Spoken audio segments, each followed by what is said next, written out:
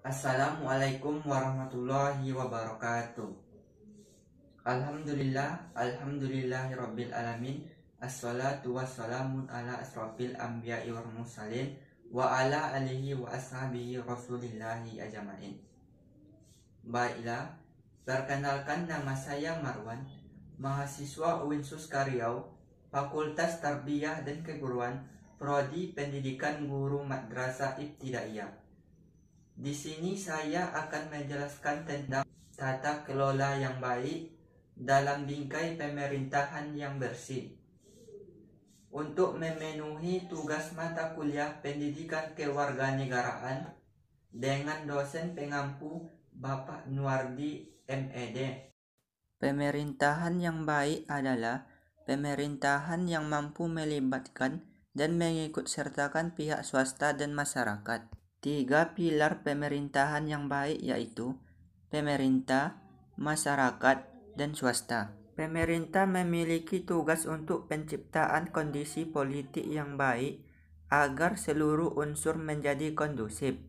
Sementara sektor swasta diharapkan mampu menciptakan lapangan kerja yang luas. Peran ini mampu menjembatani antara kepentingan pemerintah dan kebutuhan masyarakat. Dan masyarakat juga harus berperan aktif dalam ekonomi dan politik.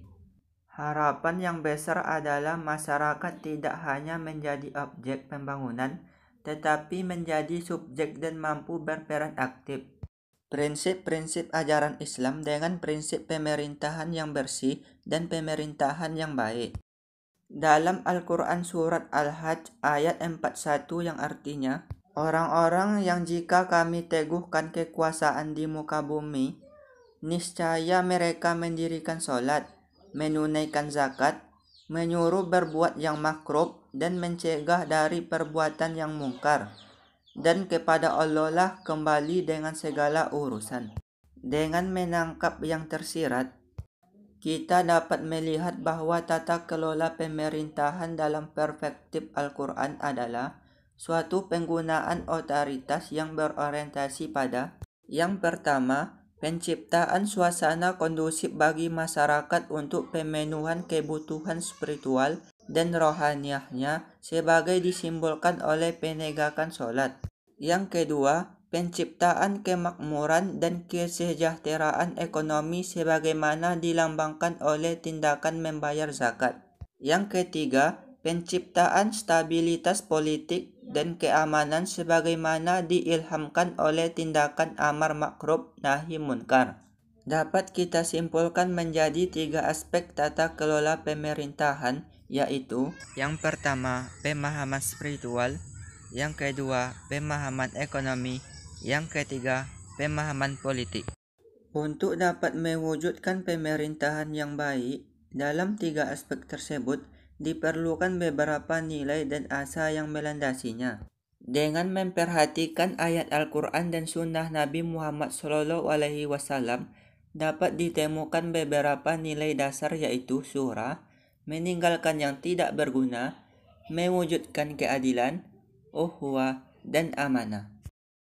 Islam adalah agama kafah dalam pengertian bukan hanya agama yang mengatur tata hubungan antara manusia dan Tuhannya, tetapi Islam juga menjadi bimbingan antara hubungan manusia dengan sesama manusia dan juga dengan lingkungannya. Karena pemerintahan yang baik dan bersih sangat erat korelasinya dengan kepemimpinan yang baik dan bersih. Reformasi penyelenggaraan negara untuk mewujudkan pemerintahan yang bagus berdasarkan prinsip usul al-khamsah. Yang pertama, terwujudnya masyarakat yang religius. Yang kedua, terwujudnya masyarakat yang manusiawi, adil, mandiri, baik, dan bersih. Yang ketiga, terwujudnya masyarakat yang bersatu dan demokratis. Yang keempat, sejahtera, maju, dan mandiri. Percepatan pemberantasan korupsi didefinisikan perbuatan yang buruk atau tindakan menyelewengkan dana, wewenang, waktu, dan sebagainya untuk kepentingan pribadi sehingga menyebabkan bagi pihak lain Dalam mempercepat pemberantasan korupsi, maka sangat diperlukan adanya peran serta masyarakat. Hal tersebut tercantum dalam undang-undang yang peran sertanya diwujudkan dengan: yang pertama, hak mencari, memperoleh, memberikan, dan memberikan informasi adanya dugaan telah terjadi tindak pidana korupsi.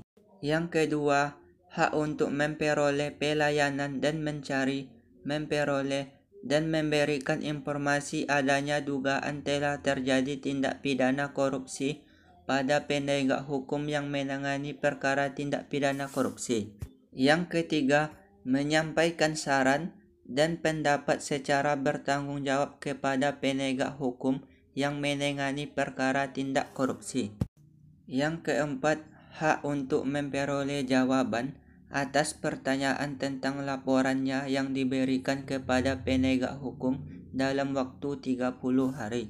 Yang kelima, hak untuk memperoleh perlindungan hukum.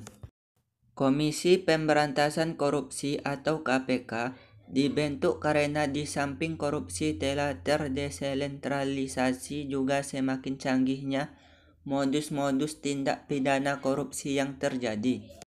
Percepatan pemberantasan korupsi selain dengan membuat undang-undang anti korupsi dan penguatan lembaga-lembaga hukum tidaklah cukup. Pencegahan paling tepat adalah dengan menggunakan jalur pendidikan, baik formal maupun non-formal. Itulah yang dapat saya sampaikan. Apabila ada kesalahan dan kehilafan, mohon dimaafkan. Assalamualaikum warahmatullahi wabarakatuh.